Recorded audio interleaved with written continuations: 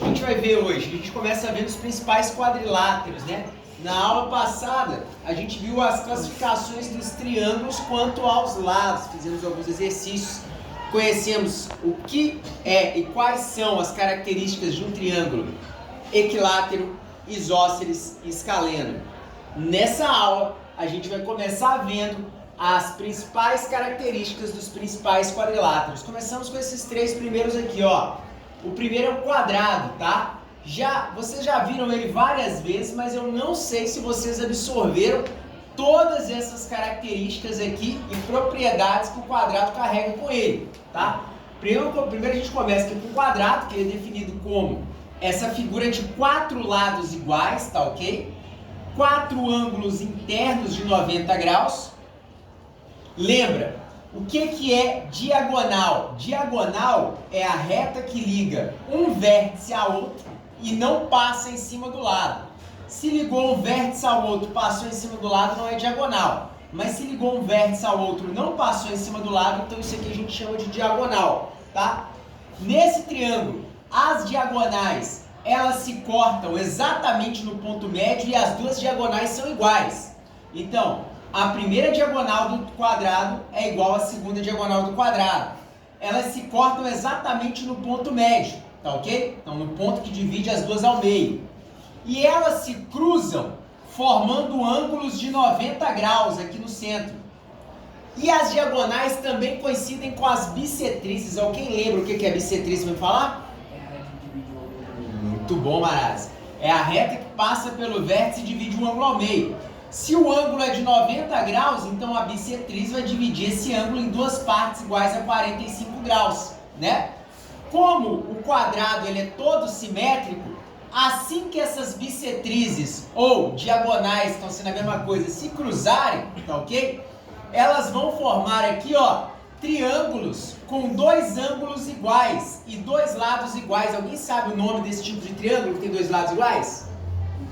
Isósceles, muito bom, né? Então vamos formar aqui, ó, quatro triângulos isósceles e retângulos, né? Então a partir do quadrado, no momento que a gente traça a diagonal, as diagonais, nós temos nas diagonais as bissetrizes, elas cruzam-se formando ângulos de 90 graus, tá ok? E como consequência elas formam quatro triângulos isósceles e retângulos.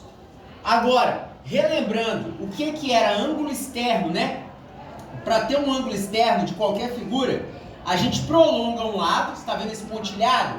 Ele significa o prolongamento desse lado. O ângulo formado entre um prolongamento de um lado e outro lado é chamado de ângulo externo. O ângulo externo no quadrado vale 90 graus.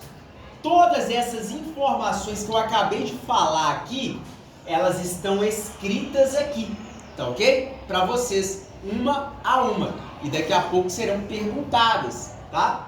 Agora, vamos lá para o retângulo. O retângulo ele já tem menos propriedades, tá? Ó, o que é um retângulo? Retângulo é esse quadrilátero, ou seja, essa figura de quatro lados, porém, os lados paralelos é que são iguais, tá? Lados paralelos é que são iguais, beleza? Ele tem quatro ângulos internos de 90 graus, aqui em vermelho, ó, tranquilo? Igual ao quadrado, quatro ângulos internos de 90 graus. As duas diagonais são iguais, lembrando que aqui é diagonal, reta que liga um vértice ao outro e não passa em cima do lado. Ligou um vértice ao outro, passou em cima do lado, não é diagonal. Ligou um vértice ao outro, não passou em cima do lado, então é diagonal. As duas diagonais são iguais.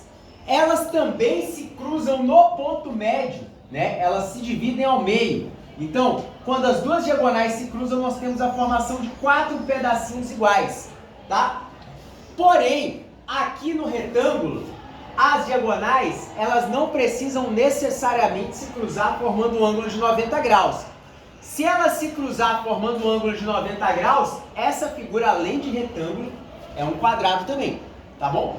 Mas é que geralmente no retângulo elas não se cruzam formando um ângulo de 90 graus. Aqui a gente tem os ângulos externos. Lembrando, como que forma um ângulo externo? Pega um lado, prolonga ele. Tá vendo esse pontilhado? É o prolongamento desse lado. O ângulo formado entre um prolongamento de um lado e outro lado é o ângulo externo.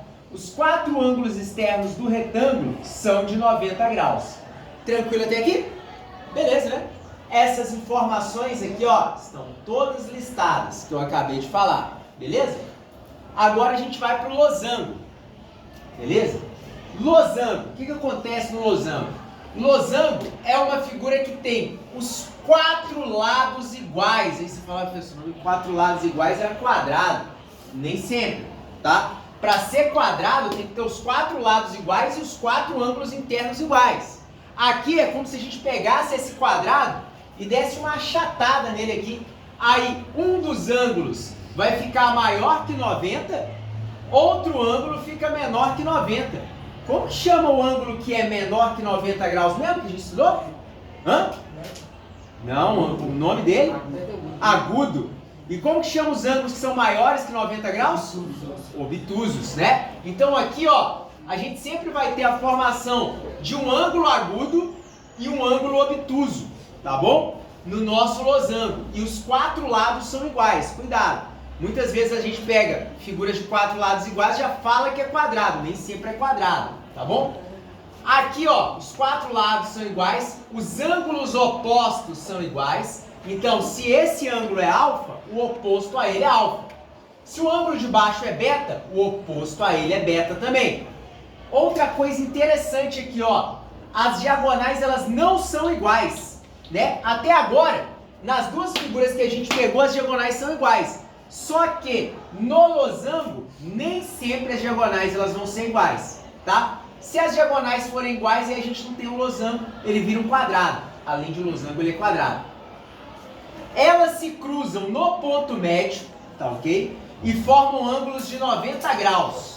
E dividem o nosso losango em 4 triângulos retângulos. Beleza? Além de que as diagonais coincidem com as bissetrizes. O que é bissetriz mesmo? A reta divide o ângulo ao meio. Isso, a reta que divide o ângulo ao meio. Então, ó, se tudo era alfa, eu tracei a bissetriz, em cima é alfa sobre 2 e embaixo é alfa sobre 2. Se tudo aqui era beta, eu tracei a bissetriz, metade é beta sobre 2, a outra metade é beta sobre 2. E assim sucessivamente. Agora, um fato interessante aqui, ó. Esses ângulos alfa e beta, a soma deles sempre dá 180 graus. Quando a soma de dois ângulos dá 180 graus, eles recebem o nome de ângulos suplementares. Isso aqui, vocês certamente viram ano passado, pode ser que não lembrem, tá? Mas foi dado no passado pelo professor de matemática de vocês. Para relembrar, sempre que a gente tem a soma de dois ângulos dando 180 graus, eles são chamados de suplementares, tá? E aqui no caso, alfa e beta são suplementares. O ângulo externo, lembra o que é ângulo externo? Prolonga um lado. O ângulo formado entre um prolongamento de um lado e outro lado é ângulo externo. O ângulo externo de alfa vai ser sempre beta. E o ângulo externo de beta vai ser sempre alfa. E eles vão sempre se alternando, ó. Se o ângulo interno é alfa, o externo é beta. Se o ângulo interno é beta, o externo é alfa. Se o ângulo interno é alfa, o externo é beta. E assim sucessivamente. Que a soma dos dois tem que dar meia circunferência, né? Como a gente já estudou. Ou seja, 180 graus. E todas essas informações estão listadas aqui.